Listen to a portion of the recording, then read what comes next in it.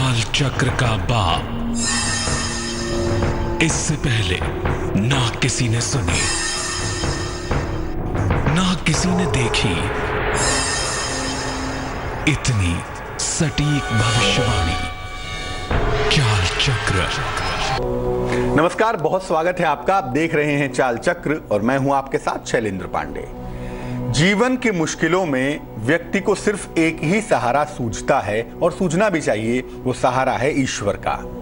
लेकिन ईश्वर तक हर आदमी सामान्य तरीके से नहीं पहुंच सकता, या यूं कह लें कि हमें ईश्वर तक पहुंचने का सही मार्ग पता नहीं होता। ऐसी दशा में हम अपनी तरफ से जैसे हम जानते हैं, जैसे हम समझते हैं, वैसे ही ईश्वर से बात कहते हैं अपनी, और इस बात कहने को तरीके को कहते हैं प्रार्थना करना। आज बात इसी प्रार्थना की करेंगे। तो आज क्या बात करेंगे चाल चक्र में, पहले आपको यही बताते हैं। आज हम चाल चक्र में बात करेंगे प्रार्थना क्या है और ये कैसे काम करती है। क्या वास्तव में प्रार्थना करने से कुछ काम होता भी है या नहीं होता है। दूसरा, प्रार्थना करने के नियम क्या हैं, प्रार्थना करने का तरीका क्या है, सिस्टम क्या है, कैसे प्रार्थना की जाती है। इसके अलावा आपके राशियों की सटीक भविष्यवाणी होगी कि भैया आज आपका दिन कैसा जाने वाला है और आज के शुभ पहर की स्थिति क्या है। यानी आज बात होगी प्रार्थना के बारे में, आपके राशिफल के बारे में और आज के शुभ पहर के बारे में। तो चलिए शुरुआत करते हैं कार्यक्रम की। प्रार्थना पर से पर्दा उठाएंगे, उसके पहले बताते हैं क्या है आज का पंचांग।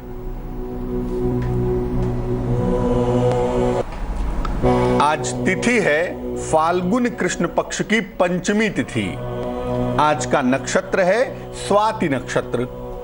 चंद्रमा तुला राशि में संचरण करेंगे और चंद्रमा के इसी चाल के आधार पर हम ये समझ पाएंगे कि आपका दिन कैसा जाएगा, कितना अच्छा, कितना बुरा, कितनी मुश्किलें, कितने फायदे, ये हम समझ पाएंगे चंद्रमा की चाल के आधार पर। राहुकाल का जो समय होगा जिसमें आप कोई भी नया और शुभ कार्य नहीं करेंगे, वो समय होगा शाम को 4:30 से तकरीबन 6 बजे तक, जिसमें कोई भी नया और कोई भी शुभ कार्य अगर आप ना करें तो ज्यादा बेहतर होगा। हालांकि मैं बता दूं कि ईश्वर की उपासना करने का कोई राहुकाल नहीं होता, उसमें आप ईश्वर की उपासना कर सकते हैं। और आज ऐसा मानते हैं कि पश्चिम दिशा की तरफ यात्रा नहीं करनी चाहिए, लेकिन अगर यात्रा करना जरूरी है, मजबूरी है आपकी, तो बेहतर होगा गुड़ का सेवन करके, गुड़ खा के और भगवान का स्मरण करके अगर आप यात्रा की शुरुआत करेंगे तो मुश्किल से बचे रहेंगे। हम बात प्रार्थना की कर रहे हैं। सबसे पहले जानते हैं कि प्रार्थना होती क्या है और किस तरह से, किस प्रकार से ये प्रार्थना कार्य करती है, किस प्रकार से इसके फायदे हमें जीवन में हो पाते हैं। देखिए, ईश्वर से अपने मन और हृदय की बात कहना, ये तरीका, ये सिस्टम, ये बात, ये होती है प्रार्थना। ईश्वर से अपने मन और हृदय की बात कहना प्रार्थना है, और प्रार्थना के माध्यम से व्यक्ति अपने या दूसरों की इच्छा पूर्ति का प्रयास करता है। हमारे मन में इच्छा है कि मैं स्वस्थ हो जाऊं, मेरे मन में इच्छा है कि मेरी नौकरी की व्यवस्था हो जाए, मेरे मन में इच्छा है कि जीवन में सुख, शांति और समृद्धि के साथ रह सकूं। इसके लिए हम ईश्वर से प्रार्थना करते हैं, और ये प्रार्थना दरअसल हमारी ही इच्छा पूर्ति का एक तरीका है। या हम दूसरे के लिए प्रार्थना करते हैं कि भाई फला व्यक्ति परेशान है, उसकी समस्या दूर हो जाए, फले व्यक्ति को दिक्कत चली आ रही है, उसकी ये समस्या दूर हो जाए। तो दूसरे की इच्छा पूर्ति के लिए भी अगर प्रयास करते हैं तो वो भी एक प्रार्थना ही है। तंत्र, मंत्र, ध्यान और जप, तंत्र, मंत्र, ध्यान और जप, ये तमाम चीजें भी प्रार्थना का ही एक तरीका है। हालांकि जप थोड़ा सा ज्यादा मजबूत तरीका है, लेकिन फिर भी तंत्र, मंत्र, ध्यान और जप, ये भी कहीं ना कहीं डायरेक्टली इनडायरेक्टली एक तरीका माना जा सकता है, और मानना भी चाहिए कि ये भी डायरेक्ट इनडायरेक्ट प्रार्थना का ही एक रूप है, प्रार्थना का ही एक स्वरूप है। प्रार्थना दरअसल सूक्ष्म स्तर पे कार्य करती है। आप ये मत सोचिए कि आप प्रार्थना करेंगे तो डायरेक्ट स्तर पे आपको काम करती हुई दिखाई देगी, नहीं। प्रार्थना बहुत माइनर लेवल पर, बहुत सूक्ष्म स्तर पे काम करती है। धीरे धीरे धीरे धीरे निरंतर प्रार्थना करते जाने से एक दिन ऐसी स्थिति बनती है, एक दिन ऐसा स्पंदन बनता है जिससे आपका काम हो जाता है। प्रार्थना बहुत सूक्ष्म स्तर पे, बहुत छोटे स्तर पे काम करती है और प्रकृति को और आपके मन को समस्याओं के अनुरूप बदल देती है।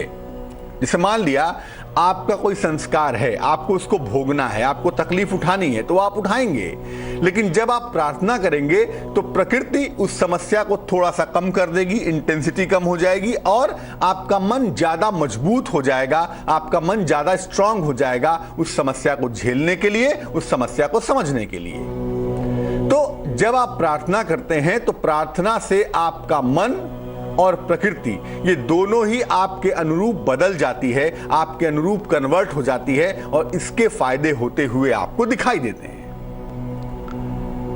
कभी कभी बहुत सारे लोग अगर प्रार्थना करें, कई सारे लोग मिल जाएं, एक कमरे में बैठें, एक साथ प्रार्थना करें, एक साथ ध्यान करें, एक साथ भजन कीर्तन करें, तो एक साथ ढेर सारे लोगों के साथ की गई प्रार्थना से बहुत जल्दी जो वातावरण है वो एलिवेट होता है, ऊपर उठता है और बहुत जल्दी इस एलिवेशन की वजह से की गई प्रार्थना स्वीकृत हो जाती है। बहुत सारे लोग एक ही तरह से प्रार्थना करें, बहुत सारे लोग एक ही तरह से भजन कीर्तन करें, बहुत सारे लोग एक ही तरह से ईश्वर का स्मरण करें, तो ऐसी दशा में प्रकृति में तेजी से परिवर्तन होने लगते हैं और इस परिवर्तन का फायदा आपको जीवन में दिखाई देता है। आप किसी भी धर्म को उठाकर देखिए, किसी भी परंपरा को उठाकर देखिए, चाहे वो हिंदू धर्म की बात करें, हम कहते हैं कि भाई अखंड रामायण का पाठ होगा, भजन कीर्तन होगा सबके साथ मिलकर। इस्लाम की बात करें तो कहते हैं कि जो नमाज अदा की जाती है वो ज्वाइंटली की जाएगी, एक साथ बहुत सारे लोग करेंगे।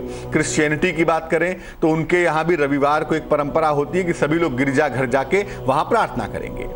तो एक सिस्टम होता है, एक तरीका होता है जिसमें ढेर सारे लोग कलेक्टिवली एक साथ प्रार्थना करते हैं और उस एक साथ प्रार्थना करने के फलस्वरूप प्रकृति में, नेचर में चेंजेस होने, परिवर्तन होने शुरू हो जाते हैं। तो प्रार्थना जितनी इंडिविजुअल ताकतवर होती है, जितनी व्यक्तिगत रूप से, स्वतंत्र रूप से ताकतवर होती है, उतनी ही ज्यादा कलेक्टिवली भी यानी ज्वाइंटली भी ये इंपॉर्टेंट होती है, ज्वाइंटली भी प्रभावशाली हो जाती है। अब आप ये कह सकते हैं कि भैया ये तो बात गलत है, मैं इतनी प्रार्थना करता हूं ईश्वर से, मेरी बात तो सुनते ही नहीं है वो। ऐसी शिकायत हो सकती है आपकी भी और मेरी भी कि भाई हम प्रार्थना करते हैं लेकिन ईश्वर हमारी बात नहीं सुनते। क्यों नहीं स्वीकृत होती प्रार्थना? आखिर प्रार्थना को ईश्वर क्यों नहीं स्वीकार करते? पहले तो मैं बता दूं कि सृष्टि में कुछ भी ईश्वर के बाहर नहीं है। आप सृष्टि में जिएंगे तो भी ईश्वर के अंदर, मरेंगे तो भी ईश्वर के अंदर। तो ईश्वर कुछ स्वीकार नहीं करता या ईश्वर कुछ नहीं जानता, ऐसा संभव ही नहीं है, क्योंकि आप उसके बाहर तो जा ही नहीं सकते, संभव ही नहीं है। अब प्रार्थना स्वीकृत होती क्यों नहीं है? देखिए, पहली बात यह है कि ईश्वर कोई दुकान नहीं है, कोई बिजनेस नहीं है। इसलिए जब आप बिजनेस की तरह की बात करते हैं, व्यवसाय की बात करते हैं, लेन देन की बात करते हैं, तो वो प्रार्थना स्वीकृत नहीं होती। आप कहते हैं कि हे ईश्वर, अगर ऐसा काम हो जाएगा तो मैं फला लड्डू आपको चढ़ाऊंगा, अगर ऐसा काम हो जाएगा तो मैं कीर्तन करूंगा, अगर ऐसा काम हो जाएगा तो मैं मंदिर की छत बनवा दूंगा। मतलब आप भगवान से डीलिंग करते हैं कि भैया तुम मेरा काम करो, मैं तुम्हारा काम करूंगा। आपकी जरूरत नहीं है उनको काम करवाने के लिए, उनको आवश्यकता होगी तो वो पत्थर से भी काम करवा लेंगे। इंसानों की आवश्यकता ईश्वर को बिल्कुल नहीं है अगर काम करवाने की बात होती है तो। इसीलिए जब आप उनसे बिजनेस वाली बात करते हैं, जब आप उनसे लेन देन वाली बात करते हैं, तो वो प्रार्थना स्वीकार नहीं होती, वो प्रार्थना एक्सेप्ट नहीं होती। जब आप आहार और व्यवहार पर नियंत्रण नहीं रखते, तब भी आपकी प्रार्थना स्वीकृत नहीं होती। एक तरफ आप ये प्रार्थना करते हैं कि भैया मानव मानव एक है, मानवता सब एक है, सब मानव दुनिया के एक साथ, ह्यूमैनिटी जो है वो आगे बढ़े, मानवीयता आगे बढ़े, हमको दूसरे मानव के लिए पीड़ा है, प्रभु उसकी रक्षा करें। हम मानव के लिए, ह्यूमैनिटी के लिए प्रार्थना करते हैं और दूसरे ही क्षण शाम को बढ़िया मुर्गा काटते हैं और खा जाते हैं। यानी आपकी ह्यूमैनिटी जो है ना वो एक सीमित हो गई ना केवल इंसान तक। यानी पशु पक्षियों के लिए आपकी मानवीयता नहीं है, आपकी मानवीयता लिमिटेड है। आपका आहार कंट्रोल नहीं है, आपका व्यवहार कंट्रोल नहीं है, आपकी ह्यूमैनिटी की परिभाषा गड़बड़ है। ऐसी दशा में भी आपकी प्रार्थना स्वीकृत नहीं होगी। जो लोग अपने माता पिता का सम्मान नहीं करते, याद रखिए ईश्वर किसी अन्य रूप में आपके सामने प्रकट नहीं होगा। वो जब भी प्रकट होंगे किसी न किसी माध्यम के माध्यम से प्रकट होंगे। आपके माता और पिता दूसरों के लिए कैसे भी हो, मैं नहीं कहूंगा उसके लिए, लेकिन माता अपने पुत्र के लिए हमेशा ही ईश्वर होती है और पिता भी अपने पुत्र संतान के लिए, पुत्रियों के लिए हमेशा ही ईश्वर होते हैं। तो माता पिता अपनी संतानों के लिए ईश्वर होते हैं जब आप उनका सम्मान नहीं करते, उनको दुत्कारते हैं, उनके साथ अच्छा व्यवहार नहीं करते और इसके बाद आप चाहते हैं कि ईश्वर आपकी प्रार्थना स्वीकार कर ले, तो ऐसा कभी नहीं होगा। अगर प्रार्थना से आपका नुकसान हो सकता है, बहुत बार ऐसा होता है कि हम प्रार्थना तो करते हैं लेकिन हमें पता नहीं होता कि इसके परिणाम क्या होंगे। जैसे मान लिया कि मैंने एक प्रार्थना की कि प्रभु मेरी फला लड़की से शादी हो जाए। मैं रोज प्रार्थना कर रहा हूं कि भगवान मैं उस लड़की को प्रेम करता हूं, मेरी शादी उससे करवा दो, मैं उस लड़की से प्रेम करता हूं, मेरी शादी उससे करवा दो। ये प्रार्थना हो सकता है हम रोज करते हों, लेकिन याद रखिए अगर उस लड़की के साथ शादी के फलस्वरूप, उस लड़की के साथ शादी की वजह से अगर हमारा नुकसान हो सकता है तो भी ये प्रार्थना अस्वीकृत हो जाएगी, ये प्रार्थना स्वीकार नहीं होगी। यानी जो चीज ईश्वर लॉन्ग टर्म में देख रहे हैं कि वो अच्छी नहीं है, वो प्रार्थना भी स्वीकृत नहीं होगी, ये बात याद रखिए। अगर आप अतार्किक प्रार्थना करें, अगर आप बेवकूफी की प्रार्थना करें तो वो भी स्वीकृत नहीं होगी। अब आप कहिए कि कल से सूर्य पश्चिम में निकलेगा और कल से चंद्रमा जो है वो जमीन से दिखाई देगा, उल्टी सीधी बातें अगर आप कहेंगे, अंट शंट प्रार्थना करेंगे तो वो स्वीकृत नहीं होगी। अतार्किक प्रार्थना भी अस्वीकृत हो जाती है, ये बात भी आपको याद रखनी चाहिए। तो प्रार्थना होती क्या है, प्रार्थना की स्थितियां क्या हैं, किन दशाओं में प्रार्थना स्वीकार नहीं होती, ये बात आपने समझ ली। अब हम एक तरीका आपको समझाने का प्रयत्न करते हैं कि भैया प्रार्थना करने का तरीका क्या है, सिस्टम क्या है। हालांकि मैं सच कहूं तो कोई सिस्टम नहीं होता। अपने पिता से अपनी बात कहने के लिए पुत्र और संतान को सिस्टम की आवश्यकता नहीं पड़ती, लेकिन जब हम एक सिस्टम में जाने का प्रयत्न करते हैं, क्योंकि ईश्वर हमारे पिता हैं और हम उनके संतान हैं, ये बात समझने में बड़ा वक्त लगता है। जिस क्षण ये बात कन्विक्टेड हो गई ना कि इसमें ऐसा है ही, पिता ही हैं और आप उनके संतान ही हैं, उसके बाद टेंशन नहीं है। लेकिन जब तक ये बात कंफर्म्ड नहीं होती तब तक तो प्रॉब्लम होती है और तब तक आपको प्रार्थना के नियमों का पालन करना चाहिए। देखिए, सही तरीके से अगर आप प्रार्थना करते हैं, ईश्वर से सही तरीके से अपनी बात रखते हैं, तो इससे आपके जीवन में चमत्कारी बदलाव हो सकता है। सही तरीके से की गई प्रार्थना से आपके जीवन में मिरेकुलस परिणाम आ सकते हैं, चमत्कारी बदलाव हो सकता है। प्रार्थना सरल और साफ तरीके से की जानी चाहिए। अंट शंट कॉम्प्लिकेटेड प्रार्थना मत करिए कि मैं चाहता हूं कि मैं कल से आकाश में उड़ने लगूं, अच्छा हवाई जहाज में उड़ूं, नहीं नहीं मैं हेलीकॉप्टर में उड़ूंगा। मतलब अपने तो कंफ्यूज्ड हैं ही, ईश्वर को भी कंफ्यूज किए पड़े हैं। तो प्रार्थना जो करिए वो सरल तरीके से करिए, साफ तरीके से करिए, स्ट्रेट फॉरवर्ड करिए, वही आपके लिए बेहतर होगा। प्रार्थना उसी तरीके से होनी चाहिए जैसे आप आसानी से कह सकते हो। जैसे आप अपनी बात अपने माता पिता से कह पाते हैं ना, अपनी माता जी से कहने के लिए आपको शब्दों के जाल की आवश्यकता नहीं होती। अपनी माता से कोई बात कहेंगे, अपने पिता से कोई बात कहेंगे तो एट ईज ही कहेंगे ना, सरलता से ही कहेंगे ना। तो जब भी आप कोई बात ईश्वर से कहना चाहते हैं तो वो बात सरलता से कहिए, वो बात आसानी से कहिए, आपकी बात ठीक होगी, आपकी बात एक्सेप्टेड होगी। शांत वातावरण में, विशेष तौर से मध्य रात्रि में, ऐसा मेरा स्वयं का अनुभव भी है और ऐसा देखा भी गया है बहुत सारी जगहों पर, और ऐसा लोगों का अनुभव भी है कि अगर मध्य रात्रि में प्रार्थना की जाए तो वो जल्दी स्वीकृत होती है। अब इसका मतलब ये नहीं है कि 12 बजे आप उठ गए रात में और घंटा बजा के लगे प्रार्थना करने। प्रार्थना मौन होती है। जो बात आत्मा से, ईश्वर को कान की आवश्यकता नहीं है आपकी बात सुनने के लिए कि आप चिल्ला रहे हैं रात में घंटा बजा के। प्रार्थना मौन है, आत्मा से निकलकर आत्मा तक जाएगी ही और आत्मा तक जाने के बाद आपकी मुश्किल को दूर करेगी ही। तो प्रार्थना मध्य रात्रि में जल्दी स्वीकृत होती है। अगर आप मध्य रात्रि में प्रार्थना करें तो इसके परिणाम ज्यादा बेहतर होंगे। प्रार्थना एकांत में करें और निश्चित समय पर करें तो ज्यादा अच्छा होगा। एक नियम बना लें कि भैया हम इस समय पे प्रार्थना करेंगे, सुबह 8 बजे करेंगे, रात में 9 बजे करेंगे। एक निश्चित समय बना लें और एकांत में अगर करें, आसपास कोई ना हो, चैन से आराम से बैठकर ईश्वर से बात करें, अपनी बात उनके सामने रखें, अगर अपनी प्रार्थना उनसे कहें तो यह आपके लिए ज्यादा बेहतर होगा, ज्यादा अच्छा होगा। दूसरे के नुकसान के उद्देश्य से कभी प्रार्थना मत करिएगा, क्योंकि अगर आप ये सोचते हैं कि आप फलाने के नुकसान के उद्देश्य से प्रार्थना करेंगे और ईश्वर उसको स्वीकार करेगा, तो ऐसा इम्पॉसिबल है, क्योंकि ईश्वर के लिए आप जितनी बड़ी संतान हैं उतनी बड़ी संतान आपका शत्रु भी है। ईश्वर के लिए दुनिया में कोई भी निगेटिव पॉजिटिव नहीं है, सब उसकी संतान है।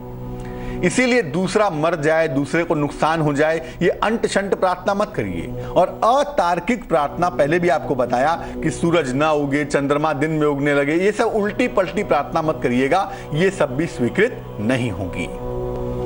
अब मान लिया कि हम किसी अन्य व्यक्ति के लिए प्रार्थना करना चाहते हैं, मान लिया कि मैं आपके लिए प्रार्थना करना चाहता हूं, तो पहले मैं आंखें बंद करके आपका चिंतन करूंगा, 1 मिनट 1.5 मिनट आपको देखने की कोशिश करूंगा। आंखें बंद कर लूंगा, आपका जब चेहरा हम ठीक तरीके से देख लेंगे तब आपके लिए प्रार्थना करना शुरू करेंगे, और ऐसी दशा में जो प्रार्थना है वो स्वीकृत हो जाएगी। अब सरल तरीका क्या है प्रार्थना करने का? एक तरीका अगर हम समझना चाहें तो वो तरीका क्या है जिससे प्रार्थना हमारी स्वीकृत हो जाएगी, जिससे प्रार्थना हमारी स्वीकार्य होगी? क्या तरीका है भाई? पहली बात, एकांत स्थान में बैठिए। किसी भी एकांत स्थान में आपको बैठना चाहिए, बैठ जाइए।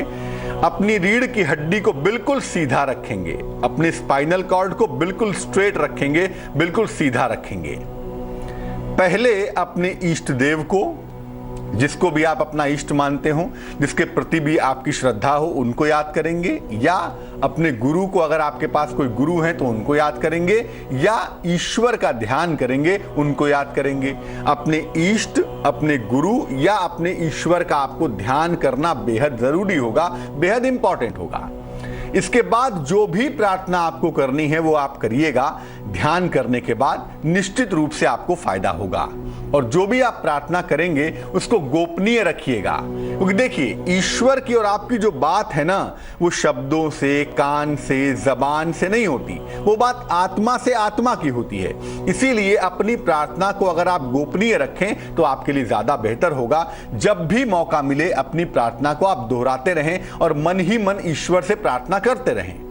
हमेशा इस बात को याद रखिए कि दुनिया में आप प्रार्थना किसी से भी करें, बिना ईश्वर की इच्छा के कोई भी प्रार्थना स्वीकार नहीं हो सकती। इसीलिए अगर आप निरंतर ईश्वर का स्मरण करेंगे, उनका चिंतन करेंगे, प्रार्थना करेंगे, तो आपकी प्रार्थना स्वीकृत होगी ही होगी, होना ही होना है इसको।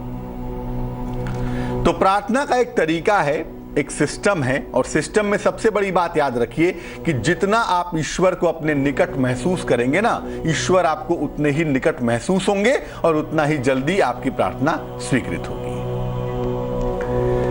चलिए चर्चा को आगे बढ़ाएंगे, लेकिन फिलहाल एक दर्शक से बात करते हैं। लक्ष्मी जी हैं हमारे साथ गुड़गांव से, उनसे बात करते हैं। लक्ष्मी जी बताइए। हाँ जी, मेरी बेटी का हाँ जी, बेटी के लिए पूछना है। उसका जन्म है 12 अगस्त 1950 से। समय बताइए। समय रात के 11:50। कहाँ पे जन्म हुआ है? रोहतक। सवाल पूछिए। हाँ, सवाल ये है भाई, उसकी शादी के लिए पूछना है, विलम्ब आ रहा है बहुत, और क्या करना चाहिए? आपकी पुत्री की जो कुंडली हमारे पास बन पाती है, हाँ जी, ये जो कुंडली हम देख पा रहे हैं, इसमें मंगल की स्थिति बिल्कुल भी अच्छी नहीं है, और मंगल की स्थिति अच्छी ना होने की वजह से ही विवाह में बेवजह का विलंब हो रहा है। वृषभ लग्न की कुंडली है, मंगल इनका अस्त है जो दिक्कतें इनको पैदा कर रहा है, जिस वजह से शादी में दिक्कतें हो रही हैं। 2 काम करने के लिए मैं कहूंगा।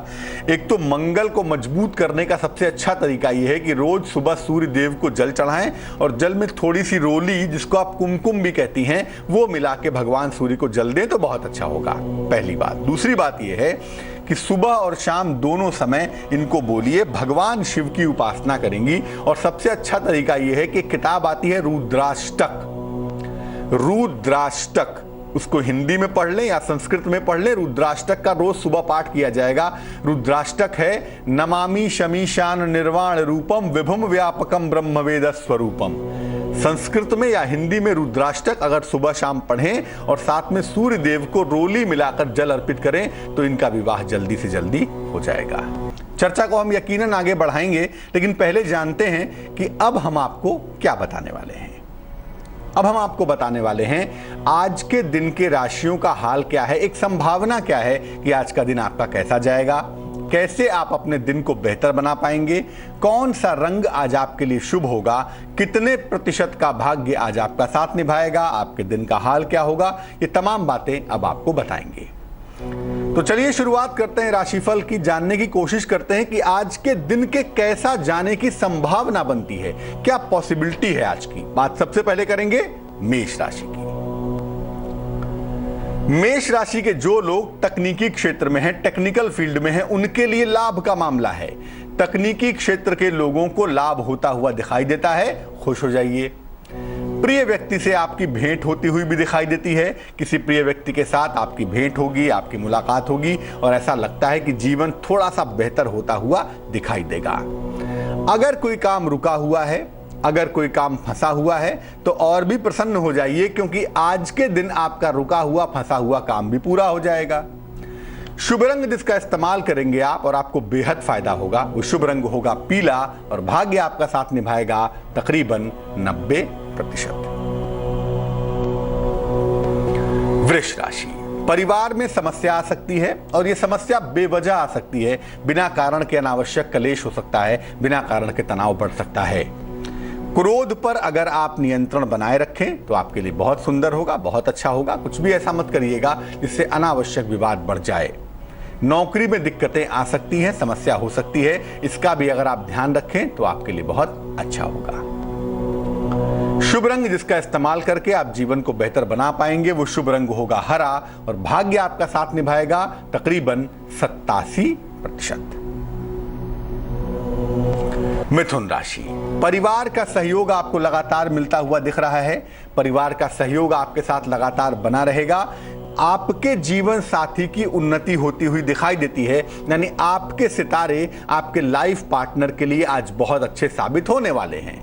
किसी लंबी यात्रा का योग बनता है, किसी लंबी सी यात्रा पर आप जाएंगे और ये यात्रा आपके लिए फायदेमंद रहने वाली है। शुभ रंग आपका धानी होगा और भाग्य होगा आपके पास 72%। कर्क राशि, देखिए स्थान परिवर्तन के योग बनते हैं, चेंज ऑफ प्लेस हो सकता है आपका और ये स्थान परिवर्तन आपके लिए इंपॉर्टेंट भी है, महत्वपूर्ण भी है। अगर कोई रिलेशन है, कोई संबंध है जो बहुत नजदीक है, दिल के बड़ा करीब है, तो वो रिश्ता टूट रहा है, उसको बचाइए, संबंधों पर ध्यान दीजिए। कोई मनोकामना है आपकी, कोई सद्कामना है, अपनी बात कहना चाहते हैं, रखना चाहते हैं, तो मैं बता दूं कि आपकी मनोकामना पूरी हो सकती है। अगर आप कोई कोशिश करते हैं तो उसका फायदा आपको हो सकता है। शुभ रंग आपका सफेद होगा और भाग्य आपका साथ निभाएगा तकरीबन 76%। सिंह राशि, आपके भाग्य में सुधार होता हुआ दिखाई दे रहा है। अगर हम बात किस्मत की करें, अगर हम बात भाग्य की करें तो आपके भाग्य में यकीनन इंप्रूवमेंट होगा, यकीनन डेवलपमेंट होगा। चीजें बहुत हद तक आपके पक्ष में आती हुई दिखाई देंगी। आपको आपके कार्य क्षेत्र में, आपके करियर में सफलता मिलती हुई दिखाई देती है और साथ ही साथ आपको धन की प्राप्ति की संभावना भी बनती है। अगर कहीं से पैसा चाहिए, फाइनेंसेस चाहिए, तो आज कोशिश करने पे आपको धन की प्राप्ति भी हो जाएगी। शुभ रंग जिसका इस्तेमाल करेंगे आज वो शुभ रंग होगा गुलाबी और भाग्य आपका साथ निभाएगा तकरीबन 63%। कन्या राशि, किसी नई नौकरी का योग बनता है और ये नई नौकरी आपके लिए बहुत इंपॉर्टेंट है इस समय में। अगर आप कोशिश करें तो इस परिवर्तन का फायदा आपको लॉन्ग टर्म में हो सकता है, तो ऐसा कर सकते हैं आप कि नई नौकरी की तरफ चला जाए। प्रेम संबंधों में दिक्कतें आ रही हैं, संभवतः प्रेम के मामले बहुत अच्छे नहीं जा रहे हैं आपके, उसमें समर्पण के अलावा दूसरा कोई चारा आपके पास है ही नहीं। वाहन का लाभ होता हुआ दिखाई देता है, वाहन सुख मिलता हुआ दिख रहा है, खुश हो जाइए। शुभ रंग आपका फिरोजी होगा और भाग्य होगा आपके पास 81%। तुला राशि, रोजगार के क्षेत्रों में, करियर के मामले में आपको फायदा होगा, आपको लाभ होता हुआ दिखाई देता है, खुश हो जाइए। संतान पक्ष को लेकर कहीं ना कहीं आपके मन में तनाव दिख रहा है, चिंताएं दिख रही हैं संतान के करियर को लेके, उसके स्वभाव, उसके बर्ताव को लेके, तो जरा सा इस पक्ष का आपको ध्यान रखना होगा। आपको मान सम्मान भी मिलता हुआ दिखाई देता है, खुश हो जाइए। मान सम्मान के लिहाज से आपका वक्त बहुत अच्छा है। शुभ रंग आपका क्रीम होगा और भाग्य होगा आपके पास 69% यानी कि 69%। वृश्चिक राशि, अपनी सेहत का बहुत ख्याल रखिए, खासतौर से डाइजेशन का, पेट के मामलों का ध्यान रखेंगे। डाइजेशन के मामले में कतई लापरवाही ना करें तो अच्छा होगा। कहीं धन का इन्वेस्टमेंट भी आप नहीं करेंगे, क्योंकि इस समय पैसे का निवेश करना आपके लिए मुश्किल का कारण बन सकता है, आपका पैसा डूब सकता है। किसी अतिथि का आगमन भी हो सकता है, किसी अतिथि का आगमन होने की संभावना दिखाई देती है, उस दिशा में भी कोशिश करने पे कहीं कोई दिक्कत नहीं है। शुभ रंग आपका नारंगी होगा और भाग्य होगा आज के लिए 78%। धनु राशि, सेजिटेरियस, देखिए अगर कोई हड्डियों में दिक्कत आती है, बोन्स में कोई समस्या आती है तो लापरवाही मत करिएगा। हड्डियों की दिक्कत से आप बचेंगे तो आपके लिए बहुत अच्छा होगा। जीवन साथी के साथ सहयोग आपको, मुझे लगता है, मिलता है आपको आज के दिन। आपकी बातें वो सुनेंगे, समझेंगे, या सुनेंगी, समझेंगी। कम से कम दोनों के बीच का जो तालमेल है वो काफी सुंदर होता हुआ दिखाई देगा। आध्यात्मिक उन्नति होने की संभावना भी बनती है, स्पिरिचुअल डेवलपमेंट होगा, उस दिशा में कोशिश आप कर सकते हैं। शुभ रंग आपका लाल और बड़ी सारी मेहनत करेंगे आज, भाग्य होगा 49%। मकर राशि, आपकी संपत्ति की समस्या हल होगी, प्रॉपर्टी की परेशानी आपकी दूर होगी, खुश हो जाइए। धन की प्राप्ति के सुंदर योग भी आपके पास बन पा रहे हैं, आपको चिंता बिल्कुल नहीं करनी है। आपको मान सम्मान मिलता हुआ भी दिखाई देता है, तमाम तरह के सम्मान, तमाम तरह की चीजें आपको मिल रही हैं जो आपके लिए बहुत बेहतर हैं। शुभ रंग आपका आसमानी है और भाग्य आपका साथ निभाने वाला है तकरीबन 58%। कुंभ राशि, देखिए आपके मन की तमाम समस्याएं अब दूर होने का वक्त आ गया है, क्योंकि आपने उन समस्याओं से जूझना सीख लिया है। तो मन की समस्याएं अब आपकी दूर होंगी, मन की चुनौतियों पर आप काबू कर पाएंगे, कमांड कर पाएंगे, और धन की प्राप्ति के सुंदर योग भी आपके पास बन पा रहे हैं। चिंता करने की बिल्कुल आवश्यकता नहीं है। और साथ ही साथ जीवन साथी का सहयोग मिलता हुआ भी दिखता है, जो कि आपके लिए बेहद अच्छा है, बहुत सुखद है, बहुत सुंदर है। शुभ रंग जिसका इस्तेमाल करेंगे आप, वो शुभ रंग होगा नीला और भाग्य आपका साथ निभाएगा तकरीबन 66%। मीन राशि, आपकी सेहत अच्छी बनी रहेगी, सेहत की आपको चिंता करने की आवश्यकता नहीं है। सेहत आपकी लगातार बेहतर हो रही है और साथ ही साथ आपको खूब सारा मान सम्मान भी मिलता हुआ दिख रहा है। अगर किसी प्रियजन से मुलाकात होती है तो आज अपनी बातें उनसे कह लीजिएगा, आज जो दिल पे बोझ है उसको उतार लीजिएगा। प्रियजन के निकट जाने से, अपनी बात कहने से चीजें अगर बेहतर हो जाएं तो कोई बुरी बात नहीं है। शुभ रंग आपका सुनहरा है और भाग्य है आपके पास 82%। चलते हैं अजमेर और बात करते हैं सुशील जी से। सुशील जी बहुत स्वागत है, बताइए। हेलो सुशील जी सुन पा रहे हैं मुझे? हाँ सर, सुन पा रहा हूँ सर। बताइए बताइए। नमस्कार सर। नमस्कार सर, बताइए। मैं कह रहा हूँ सर, मेरा बिजनेस है ना बिल्कुल नहीं चल रहा है सर। अभी दिनमान अच्छे नहीं है, मतलब कोई काम काज में मन नहीं लगता है। डेट ऑफ बर्थ मालूम है आपको? 13/7/89। 13/7/89 1989। हाँ सर। समय बताइए। समय का तो मालूम नहीं है सर, मॉर्निंग टाइम था। अच्छा, 1 से 9 के बीच में कोई संख्या बताइए। 1 से 9 के बीच में 7। सुशील भाई, ऐसा है कि जो प्रश्न आपका बनता है और जो इसका उत्तर है वो ये कहता है भैया कि केतु की स्थिति खराब है, और केतु वैसे भी अभी सूर्य के साथ बैठे हुए हैं, तो तकरीबन 1-1.25 साल से जो स्थिति है आपकी बेहतर नहीं चल रही है। वो अगर हम इसको बेहतर करना चाहेंगे तो हम पहले केतु को बेहतर करेंगे और उसके बाद सूर्य को ताकतवर करेंगे। रत्न पहनने की मैं कोई सलाह नहीं दूंगा आपको, आप कोई रत्न फिलहाल मत पहनिएगा, लेकिन हाँ नियमित रूप से सुबह और शाम दोनों समय भगवान कृष्ण के मंत्र का जप करिए। मंत्र होगा ओम नमो भगवते वासुदेवाय, ओम नमो भगवते वासुदेवाय, इस मंत्र का सुबह शाम जप करना आपके लिए लाभकारी होगा। और साथ ही साथ आपको मैं इतना जरूर कहूंगा कि शनिवार को जब भी आपको मौका मिले, कोई भी खाने पीने की चीज, रोटी हो, सब्जी हो, ब्रेड हो, बिस्किट हो, कोई भी खाने पीने की चीज अगर किसी निर्धन व्यक्ति को आप दान करें तो इससे आपकी मुश्किल दूर हो जाएगी। चलते हैं नोएडा और बात करते हैं हरेंद्र जी से। हरेंद्र जी, बहुत स्वागत है, बताइए भाई। नमस्कार सर, बहुत बहुत आज खुशी हो रही है आपसे बात करके। सर मैं अपनी बहू के बारे में पूछना चाहता हूँ। जन्म की तारीख बताइए। 14 सितंबर 1978। समय बताइए। शाम 4:20 मेरठ। क्या मुश्किल है इनकी? वो इस वक्त यूएस में टेक्सास में नौकरी कर रहे हैं और उनकी नौकरी छूट गई है इस टाइम। वो आईटी प्रोफेशन में है, उनकी नौकरी कब तक लगेगी सर, या नौकरी करें या व्यापार करें, कौन सा चीज अच्छी रहेगी? देखिए, पहले तो मैं बता दूं कि व्यापार करने की सलाह इस समय ज्योतिष के हिसाब से बिल्कुल नहीं दी जाएगी। जो सलाह इनको दे पाएंगे, जो सजेशन दे पाएंगे, उसके हिसाब से इनको नौकरी ही करनी है। मकर लग्न, मकर राशि की इनकी कुंडली है और फिलहाल इनकी महादशा चल रही है बृहस्पति की, अंतरदशा चल रही है राहु की। नौकरी इनको मिलेगी, थोड़ा वक्त लगेगा। मुझे लगता है अप्रैल मई के समय में, अप्रैल मई 2016 में इनको एक ठीक ठाक नौकरी मिल जानी चाहिए और वहां से इनका जीवन लगातार बेहतर होता हुआ दिखाई देगा। 2 उपाय करने की मैं सलाह दूंगा। एक तो इनको बोलिए रोज सुबह और रोज शाम, दोनों समय, या अगर दोनों समय संभव ना हो तो एक टाइम को सेट कर लें, सुबह या शाम में से पीले कपड़े पहनकर, पीले वस्त्र धारण करके गायत्री मंत्र का जप जरूर करेंगी, उसमें कहीं कोई लापरवाही नहीं होगी।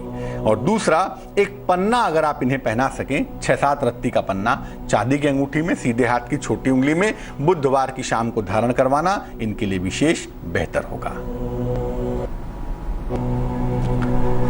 तो आज हमने बात की प्रार्थना के लिए, आपके दिन का संभावित राशिफल आपको बताया, आपकी ढेर सारी कॉल्स भी ली। अब बात करते हैं क्या है आज का शुभ पहर।